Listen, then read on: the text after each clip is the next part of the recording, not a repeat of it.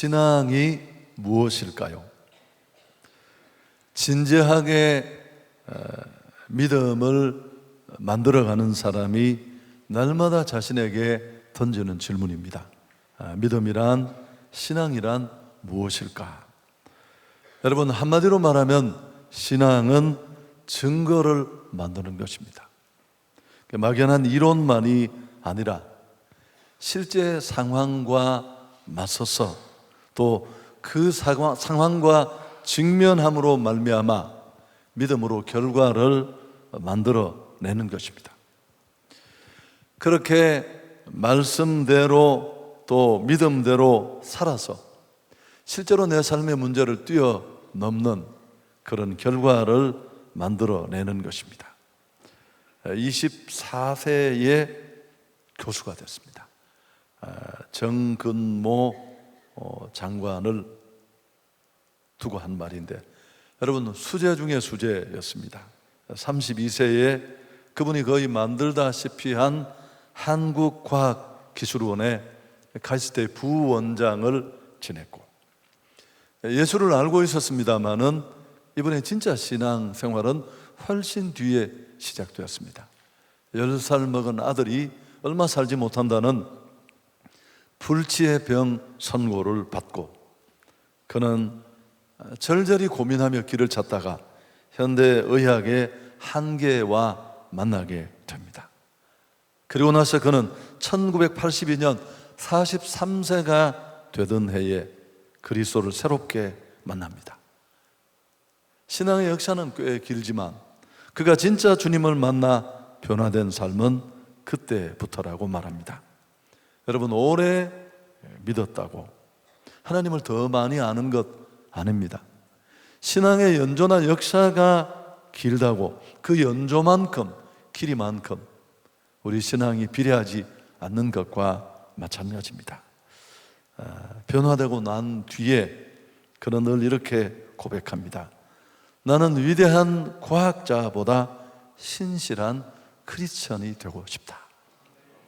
지금 이 중앙일보에 이분 인생 여정이 지금 이렇게 회고되는 그런 글이 매일 실리고 있습니다.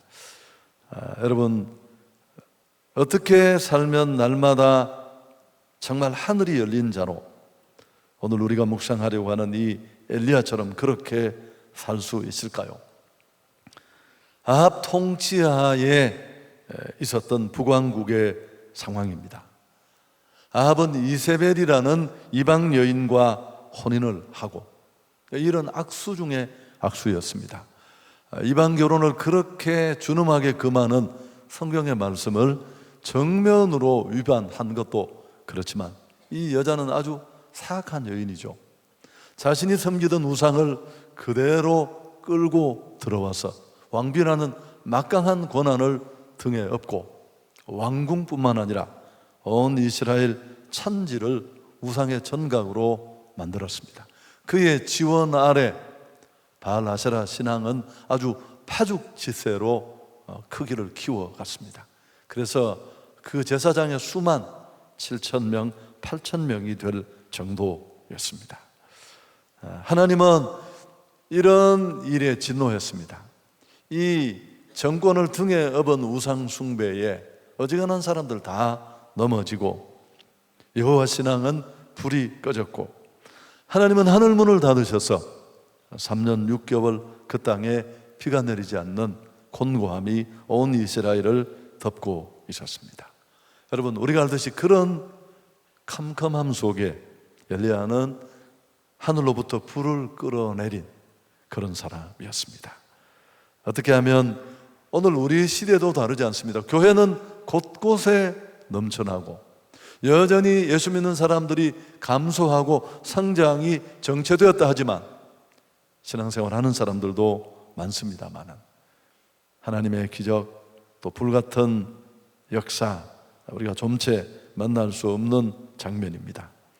여러분, 하늘이 열린 사람으로 살아갈 수 있는 비결은 결코 연조나 커리어만으로는 이 일을 이룰 수 없습니다. 신앙은 경험할수록 더 분명해집니다. 고백이나 이론이 아니라 실제로 맞부딪혀서 승리의 결과물을 만들어내고 그렇게 체험과 간증이 쌓여가면 우리 신앙은 더 굳게 요동하지 않게 될 것입니다. 여러분, 이 체험이 있어야, 이 경험이 있어야, 이 증거가 있어야 여호와가 참 하나님인지 바알이 참 하나님인지 알 수 있습니다. 할렐루야. 이 확실한 증거가 있어야 체험이었을 때 내가 변하고 그런 사람이 세상을 변화시킬 수 있습니다. 여러분, 교회 사역자도 그래요. 어느 곳에서든지 한 번도 변화를 만들지 못한 사람들은 이력서 보고 데려와 봐야 뻔해요.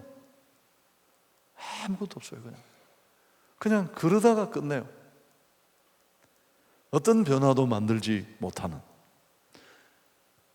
심각한 상황 속에 던져져서 주님과 함께 정면 돌파하면서 문제를 뛰어넘은 경험이 그에게는 없기 때문에 그렇습니다.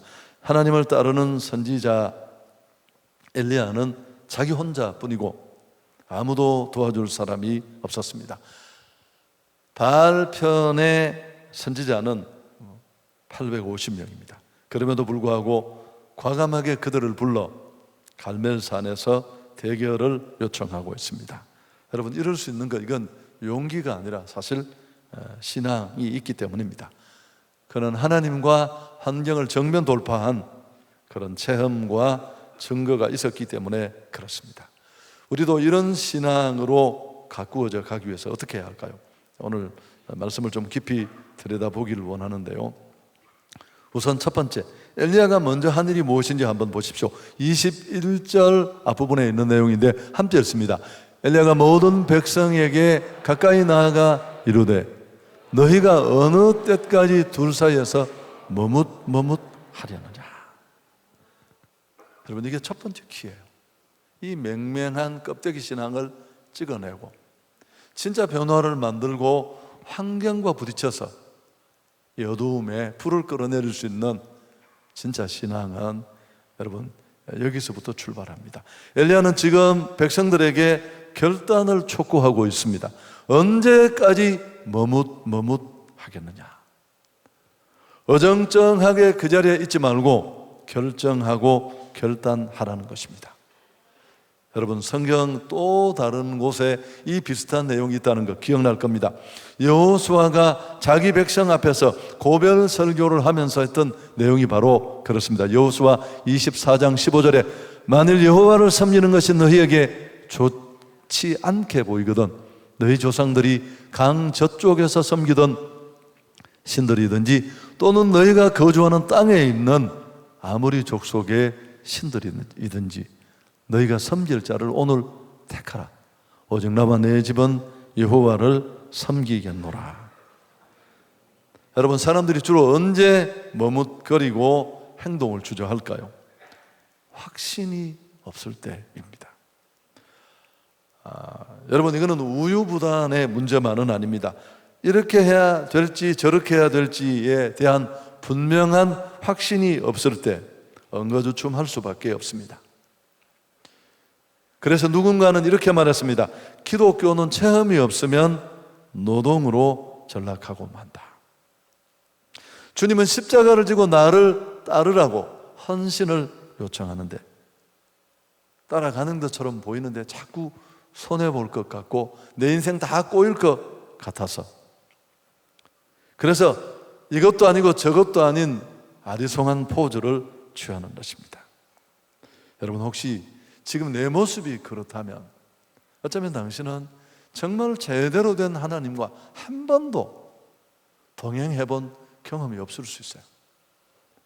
정말 절망 같은 상황과 맞서서 믿음으로 살아내면서 역사하시는 하나님, 일하시는 하나님을 누려보지 못했을 가능성이 큽니다. 여러분, 엘리야는 오늘 이스라엘을 정확하게 진단했습니다. 그래서 21절 뒷부분에 보면 하반절에 하니 백성이 말 한마디도 대답하지 아니하는지라. 자기들 상황을 너무 정확하게 집어내니까 할 말을 잃어버린 그런 상황을 성경이 그리고 있습니다.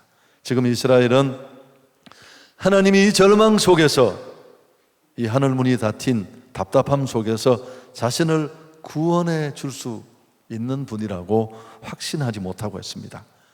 정말 하나님이 땅에 비를 내리실 수 있기는 있는 거야 믿을 수 없어서 쩔쩔매고 있습니다. 하늘이 닫혀 비가 오지 않아 모두가 죽어가고 있습니다. 그런데 하나님은 비를 주시는 분이라고 하는데 그럴 것 같지 않아서 어정쩡한 자세를 취하고 있는 것입니다. 지금까지 믿어 온다고 믿기는 했는데 비는 바알이 준다고 하니까 이게 사실일까 저게 사실일까 이러지도 저러지도 못하고 있습니다. 여러분, 세상과 하나님 사이에서 머뭇거리는 우리의 모습 아닙니까? 신명기 11장 13절 이하에 있는 말씀입니다. 내가 오늘 너희에게 명하는 내 명령을 너희가 만일 청종하고 너희 하나님 여호와를 사랑하여 마음을 다하고 뜻을 다하여 섬기면 여호와께서 너희의 땅에 이른 비 늦은 비를 적당한 때에 내리시리니 너희가 곡식과 포도주와 기름을 얻을 것이요 또 가축을 위하여 들에 풀이 나게 하시리니 내가 먹고 배부를 것이라. 너희는 스스로 삼가라. 두렵건대 너희 마음에 미혹하여 돌이켜 다른 신들을 섬기며 그것에게 절함으로 여호와께서 너희에게 진노하사 하늘을 닫아 비를 내리지 아니하여 땅이 소산을 내지 않게 하심으로 너희가 여호와께서 주신 아름다운 땅에서 속히 멸망할까 하더라.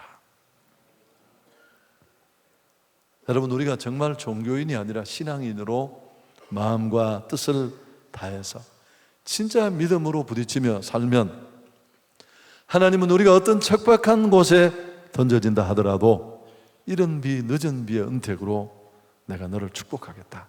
그래서 꼭 필요한 곡식과 포도주와 기름을 풍성하게 얻는 그런 삶을 약속했지만, 그러나 반대로 축복의 땅에 있으면서도 어정쩡한 자세를 취하고 세상 기웃거리면 그 축복의 땅에서 멸망할까 하노라. 여러분, 이게 정말 안타까운 거예요. 성도라고 꼬리표를 달고 교회를 들락날락거리는데 증거가 없어요. 하나님이 나를 악하게 대하시고 나를 차별해서가 아닙니다. 그럴 확률은 제로예요. 특별한 훈련을 목적으로 일정 기간에 있는 소수의 사람들을 제외하면 통계치에 넣기도 어려워. 우리에게 문제가 있을 수 있습니다. 은혜의 비를 주시는 분은 하나님이신 줄 믿습니다. 오늘 말씀의 거울 앞에서 나는 지금도 교회는 다니지만 진짜 내 인생 전체가 하나님께 올인해 있는 여호와가 참 하나님이십니다. 그 하나님을 기대어 서 있는 진정한 신앙인이 아니라 아주 추하게 흉내만 내어서 세상의 도움도 하나님의 도움도 받지 못하는 그런 자리에 있지는 않은지 돌아봤으면 좋겠습니다. 두 번째, 드디어 본격적인 대결이 시작됩니다. 24절 함께 읽습니다. 너희는 너희 신의 이름을 부르라. 나는 여호와 이름을 부르리니 이에 불로 응답하는 신 그가 하나님이라. 백성이 다 대답하되 그 말이 옳도다 하니라. 이제 엘리야는 이 거짓 선지자들과의 대결에서 그가 이제 실제적인 내용들을 말하고 있는데, 너희는 너희 신의 이름을 부르고 나는 여호와의 이름을 부르겠다. 여러분, 사실 신앙은 하나님의 이름을 부르는 것입니다. 내가 신뢰하고 내가 신앙하는 그분의 이름을 부르는 것인데, 돈이나 위력 있는 내가 의지하고 신뢰하는 그 무엇이 아니라 하나님을 찾는 것, 그게 진짜 신앙입니다. 그래서 엘리야는 너희는 너희 신의 이름을 부르라. 나는 내 하나님 여호와의 이름을 부르리라. 정말 기막힌 상황에 한번 처해 보십시오. 제가 과거에 알고 있던 지인 중에 한 분인 이분은 10년을 이름 모를 병에 허덕이면서 투병 생활을 했습니다. 너무너무 아파서 매 순간 몰려오는 이 병의 고통 앞에 너무 그 고통이 힘들고 어려워서 때로는 하나님 앞에 죽여달라고, 그렇게 이제 그만 살고 싶으니까 여기서 내 생명을 끝내고 싶다고 그렇게 부를 수밖에 없는 그 절망적인 순간에도 그래도 부를 수 있는 하나님의 이름이 있다는 사실이 너무 감사했다, 그런 고백을 들었던 기억이 지금도 있습니다. 여러분, 정말 절대 절명의 순간에 우리가 누구를 부를 수 있겠습니까? 엄마, 아니면 의사, 자식. 그래서 우리는 가끔씩 정말 기막힌 상황에 한 번씩은 던져져 봐야 해요. 그래야 그 죽음 같은 순간에 내가 누구를 먼저 떠올리고 누구의 이름을 부를 수 있는가를 알 수 있으니까요. 신앙생활은 그런 면에서 늘 제가 자주 썼던 표현입니다마는 결혼하는 것과 매우 비슷합니다. 마취 수술을 한다고 마취를 하고 나면, 책에서 읽은 내용입니다마는, 마취가 덜 깬 상태에서 이제 환자가 숨겨놓은 애인 이름을 부르는 그런 경우가 간혹 있어서 들통이 다 난다고 합니다. 또 감추어진 자기 죄를 말하는 경우도 더러더러 있다고 합니다. 아내들은 혹시 남편이 입원을 하면 마취가 깰 때 잘 들어보는 것도 좋을 것 같습니다. 여러분, 우리가 새벽마다 또 우리가 부르는 그분의 이름은 여호와입니다. 여호와. 오늘 밤도 우리의 구원자 되신 하나님을 마음껏 부르고 찾을 수 있기를 축복합니다. 저도 여호와여라고 참 많이 불렀습니다.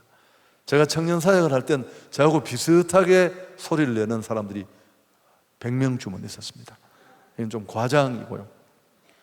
그래서 새벽 기도가 한참 진행 중일 때 혹시 급한 일이 생겨서 부목사님 저를 찾으러 기도실에 오면 찾는 일이 쉽지 않았습니다. 비슷하게 소리내는 사람들이 많아서 모두가 함께 하나님의 이름을 부르면서 그렇게 기도했습니다. 로마서 10장 13절에 누구든지 주의 이름을 부르는 자는 구원을 받으리라. 여러분, 오늘 밤도 앞이 캄캄하고 죽음 같은 상황과 맞닥뜨려져서 정말 이곳에 올 수 없었는데 그래도 억지로 힘을 내어 왔다면 오늘 하나님의 이름을 부를 수 있기를 바랍니다. 히스기야는 죽을 병으로 사형 선고를 받았습니다. 더 살지 못하고 죽는다. 그때 그는 면벽하고 눈물로 하나님을 향해 부르짖었습니다. 하나님은 뭐라고 했습니까? 내가 내 눈물을 보았고 내 기도를 들었다. 그래서 15년 생명 연장의 축복을 그에게 주셨습니다. 할렐루야. 그래서 우리가 정말 냉랭한 삶을 찍어내고 변화를 만드는 축복의 삶으로 나아가려면 더 많이 기도하고 더 많이 찾고 그렇게 간절히 부르짖는 간구가 우리에게 필요합니다. 진정한 신앙은 하나님을 부를 수밖에 없습니다. 믿음이 없이는 하나님을 기쁘시게 못하나니 하나님께 나아가는 자는 반드시 그가 계신 것과 그가 또한 자기를 찾는 자들에게 상 주시는 이심을 믿어야 할지니라. 마지막 한 가지 더 있다면 무너진 제단을 수축하는 것입니다. 30절에 보면 엘리야가 모든 백성을 향하여 이르되 내게로 가까이 오라.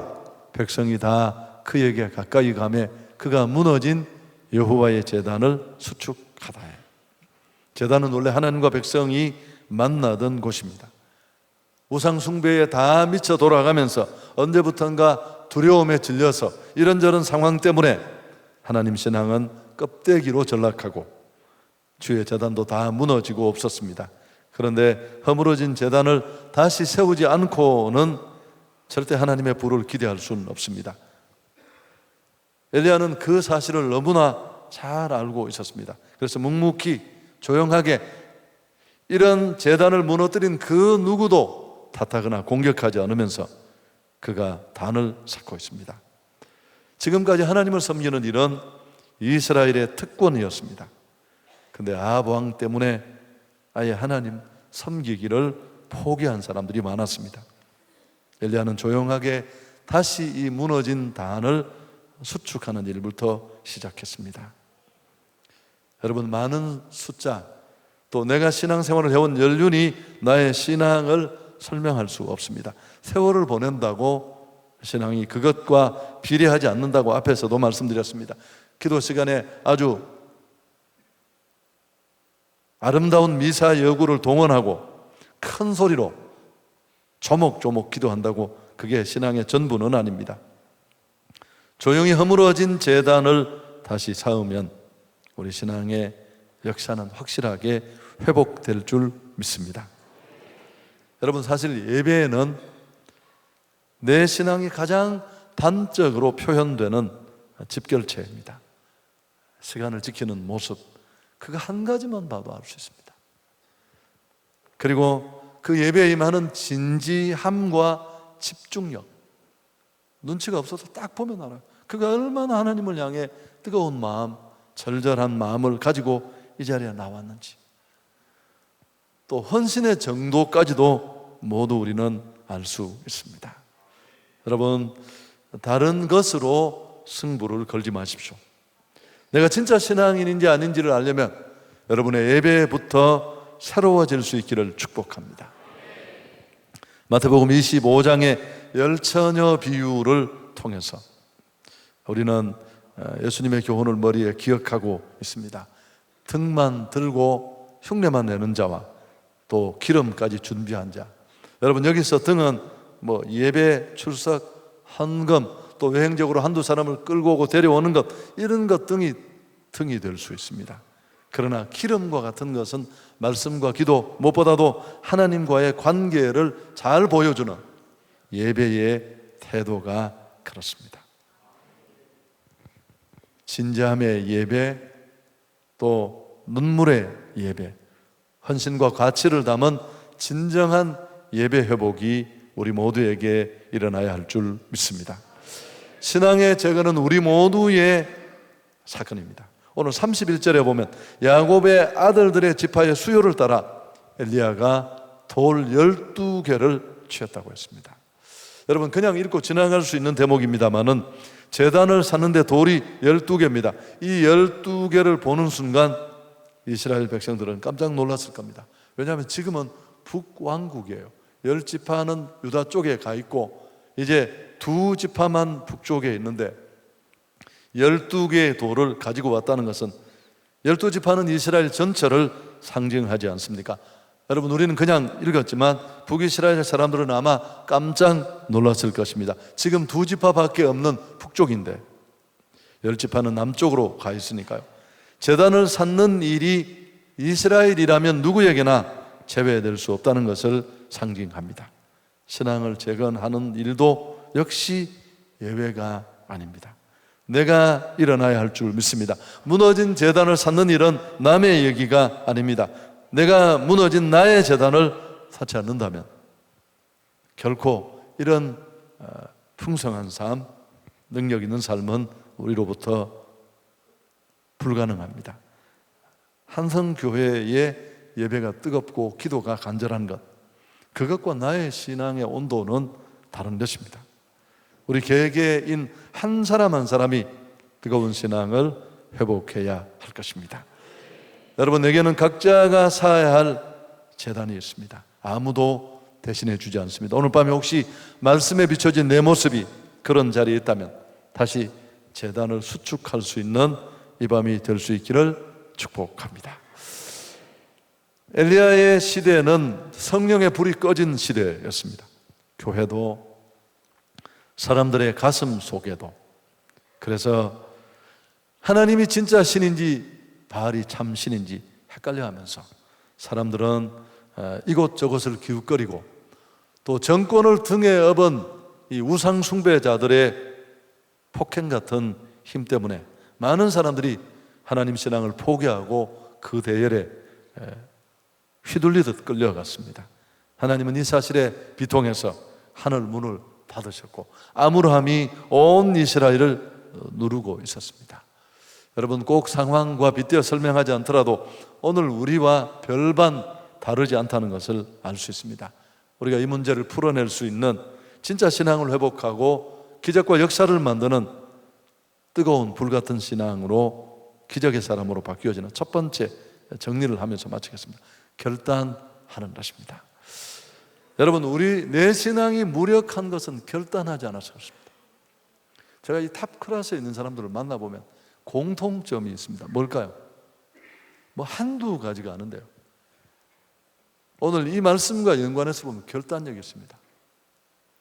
잘 모르고 어정쩡하게 있던 어느 날 무언가를 제대로 딱 알게 되었을 때, 아, 이거 그만둬야 되겠다 싶은 생각이 딱 들면 여지 없어요. 그냥 흔적도 없이 치워버려요. 근데 그렇지 못한 사람은 어떨까요? 평생을 그 주변을 전전긍긍합니다. 그거 하나를 해결하지 못했어요. 여러분, 너무너무 중요한 부분, 그게 여러분에게 뭔가요? 그것 때문에 내가 매번 걸려 넘어지고 그걸 뛰어넘지 못해서 하나님과 더 가까이 가지 못하고,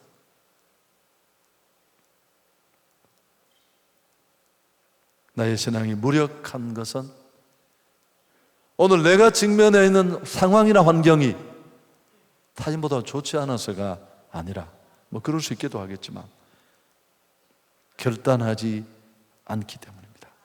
오늘 이런 결단이 있기를 축복합니다. 근데 이 결단은 의지력일 것만 같지만 아닙니다. 여러분, 단 한 번도 하나님과 함께 나를 맡고 있는 그 장애물을 뛰어넘어 본 체험이 없는 거예요. 여러분, 그래서 한 번이 중요해요. 한 번. 결단은 뿐만 아니라 경건한 신앙인 속에서 날마다 이루어져야 됩니다. 날마다. 머리를 들고 일어나는 불신과 세상의 선 뿌리를 날마다 잘라내고 더 믿음에 좋은 나무로 열매 맺을 수 있도록 자신을 키워가야 할 줄 믿습니다. 고린도전서 15장 31절에 바울이 그렇게 승승장구할 수 있었던 비결을 우리가 읽을 수 있는 대목입니다. 형제들아, 내가 그리스도 예수 우리 주 안에서 가진 바 너희에 대한 나의 자랑을 두고 단언하노니 나는 날마다 죽노라. 최근에 기분이 좋았습니다. 어떤 분이 저를 찾아와서, 참 자기 절제의 황제십니다. 내 난생 처음 들어본. 그래서 내가 누구? 나보고 하는 얘기야. 여러분, 저는 우유부단한 나 자신이 너무너무 싫었습니다. 이렇게 살아서는 인생 제대로 살 수 없다는 절실함이 제게 있어서 평생 노력했어요. 이거 못 뛰어넘으면 아무것도 안 된다. 신앙을 뒤집어서도 이거는 그냥 끝이다. 여전히 잘하시는 분에 비해서는 그렇습니다만, 여러분, 오늘 이런 결단이 우리에게 없으면 아무리 시간이 흘러도 각질만 두꺼워지지 열매 맺지 못합니다. 엘리야는 오늘 말씀을 통해 우리에게 도전합니다. 머뭇거리지 마라. 하나님이든지 세상이든지. 할렐루야. 여러분, 오늘 밤에 쫓을 대상을 결정할 수 있기를 바랍니다. 그래야 신앙이 결판이 나는 거예요. 주일 성수, 그런 면에서 굉장히 중요한 요소입니다. 11조 더 중요합니다. 이 시대의 우상은 돈이에요. 신앙 조사해 볼 것도 없어요. 이거 하나 보면 딱 그냥 바로 결판이 다 나요. 두 번째, 여러분, 우리는 정말 이 껍데기 신앙을 좀 치료하고 이 어두운 세상에 불같은 사람으로 살아가려면 기도해야 합니다. 다만이 몰라서 그렇지 신앙은 한 이름만 부르는 것입니다. 여호와여, 여호와여. 우리를 직면해 오는 상황과 문제는 다 다르지만 우리가 부를 수 있는 이름은 이것밖에 없어. 무너진 사업, 누굴 불러요? 관계의 고통, 누구 이름을 부르고 우리가 우리 고통을 호소할 수 있습니까? 다 그렇습니다. 병원에 갔더니만 너무 좋지 않다는 결과를 들었을 때 우리가 뭘 의사 손을 잡고 한 번만 다시 봐주세요, 그럴 수 있나요? 하나님은 살아계십니다. 우리의 기도에 그분은 귀 기울이십니다. 여러분, 신앙인은 사실은 하나님의 이름을 부르는 대가들이 되어야 해요. 복음서에 내 집은 만민이 기도하는 집이라고 했습니다. 그럼 그 기도하는 집에 있는 우리는 누군가 말처럼 기도원 원장쯤 되는 사람입니다. 기도원 원장이 어떻게 가 있던가요? 막 여기 머리끼름 바르고 뺀짝뺀짝하게 해가지고 그렇게 다니는 기도원 원장을 본 적 있습니까? 수염도 안 깎고 구지리하게 해가 금식을 해가 얼굴은 최차고 얼마나 소리내 불러서 목소리는 뱀장 소리. 할렐루야 오셨습니까? 그러니까 꼭 그렇진 않더라도 여러분, 금요철야는 정말 부르짖기 좋은 밤입니다. 좋은 자리고요. 세 번째 마지막, 여러분, 예배는 이 단계가 만들어지는 결정인데 예배하는 것입니다. 그러니까 예배부터 회복하시면 돼요. 그러면 나도 살고 교회도 살고 세상도 살릴 수 있습니다. A.W. 토저의 말을 마지막으로 전해드리고 싶습니다. 예배에 실패한 그리스도인은 모든 인생에 실패한다. 즉, 그리스도인에게 실패라는 것은 예배 속에서 하나님의 영광을 온전히 경험하지 못할 때 오는 것이다. 하나님과 관계가 다 무너진, 그저 무당집 찾듯 하는 예배, 정성도 열정도 감사도 절실함도 가치도 없이 친구를 줘도 안 먹을 조각 떡을 가지고 오듯이 그렇게 아무 고민 없는 예배, 목사의 설교만 평가하고 돌아가는 예배, 그게 예배입니까? 정말 당신 몸을 거기 담그고 오늘 정말 나를 만나주시고 내 안에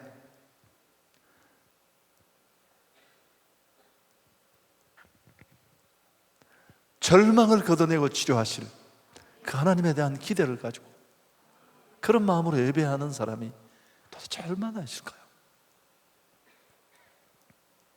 오늘 이 말씀 앞에 다시 서서 새로워졌으면 좋겠습니다. 2009년 1월 15일에 US 에어웨이 여객기가 이륙한 후에 얼마 되지 않아서 마지막 여객입니다. 양쪽 엔진이 모두 멈추는 그런 상황을 맞았습니다. 기장이 여객기를 허드슨 강에 무사히 착륙시켜서 155명 전원이 목숨을 구했습니다. 언론은 이를 허드슨 강의 기적이라고 부릅니다. 이 사고는 매우 전형적인 항공기 사고였는데, 여러분, 양쪽 엔진이 다 멈추고 살아남는 일은 기적 중에 기적이라고 합니다. 단 한 명의 부상자도 없이 승객 전원이 구조된 것입니다. 이 기적의 가장 중요한 요인이 무엇이었을까요? 채슬린 셀렌버그라는 기장 때문입니다. 무려 그는 1만 9천 시간의 비행 경험을 가지고 있었습니다. 이 비행 경험이 위기에서 여객기를 강에 불시착하게 함으로 이런 현명한 대처를 해서 많은 사람을 살려낸 것입니다. 우리가 광야 같은 거친 인생을 살면서 어떻게 문제가 없고 어려움이 없고 죽음 같은 상황이 없겠습니까? 그러나 우리가 신앙으로 잘 무장하고 지금까지 하나님과 함께 동행했던 그 값진 경험을 마음에 두고 그렇게 위기와 대처해 간다면 우리는 충분히 더 큰 간증과 기적을 만들어낼 줄 믿습니다. 여러분, 그렇게 주와 함께 동행하는 일이 우리에게 얼마나 행복한 일이겠습니까? 하나님 영광 돌리겠습니다.